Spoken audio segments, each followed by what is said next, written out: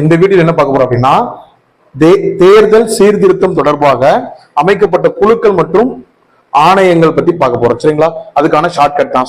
என்னென்ன குழுக்கள் என்னென்ன ஆணையங்கள்லாம் போட்டாங்க தேர்தல் தொடர்பாக அப்படின்னு சொல்லிட்டு பார்க்க போறோம். ஸ்டார்டிங்ல இருந்து எப்போ 1974 இருந்து 2010 வரைக்கும். சரிங்களா?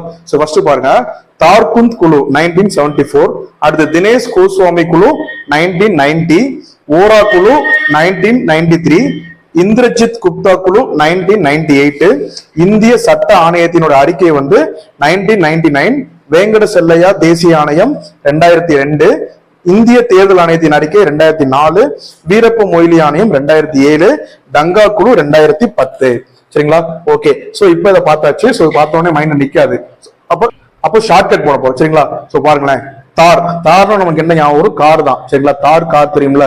சோ அப்ப கார் எடுத்துட்டு தினேஷ் கோச்சிக்கிட்டு, சரிங்களா, கார் எடுத்துட்டு தினேஷ் கோச்சிக்கிட்டு ஓரமா, சரிங்களா, ஓரமா போறான். சரிங்களா? எங்க போறான்?